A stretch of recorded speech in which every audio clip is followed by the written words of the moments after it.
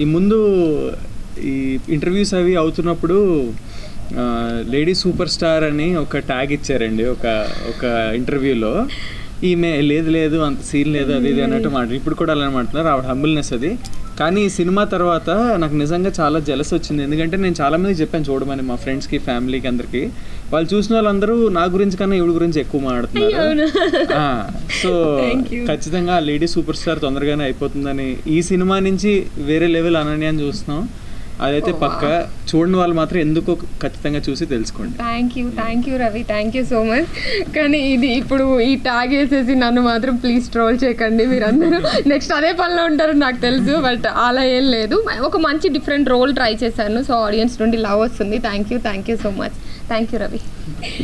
ఈ ముందు ఈ ఇంటర్వ్యూస్ అవి అవుతున్నప్పుడు లేడీ సూపర్ స్టార్ అని ఒక ట్యాగ్ ఇచ్చారండి ఒక ఇంటర్వ్యూలో.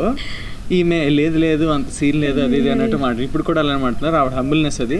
కానీ ఈ సినిమా తర్వాత నాకు నిజంగా చాలా జెలస్ వచ్చింది. ఎందుకంటే నేను చాలామందికి చెప్పాను చూడమని, మా ఫ్రెండ్స్కి, ఫ్యామిలీకి, అందరికీ. వాళ్ళు చూసిన వాళ్ళందరూ నా గురించి కన్నా ఈవిడ గురించి ఎక్కువ మాట్లాడుతున్నారు. సో ఖచ్చితంగా లేడీ సూపర్ స్టార్ తొందరగానే అయిపోతుందని, ఈ సినిమా నుంచి వేరే లెవెల్ అనన్యాన్ని చూస్తున్నాం. అదైతే పక్క. చూడని వాళ్ళు మాత్రం ఎందుకో ఖచ్చితంగా చూసి తెలుసుకోండి. Thank you Ravi, thank you so much. కానీ ఇది ఇప్పుడు ఈ ట్యాగ్ వేసేసి నన్ను మాత్రం ప్లీజ్ ట్రోల్ చేయకండి మీరందరూ. నెక్స్ట్ అదే పనిలో ఉంటారు నాకు తెలుసు, బట్ అలా ఏం లేదు. ఒక మంచి డిఫరెంట్ రోల్ ట్రై చేశాను. సో ఆడియన్స్ నుండి లవ్ వస్తుంది. Thank you so much. Thank you Ravi.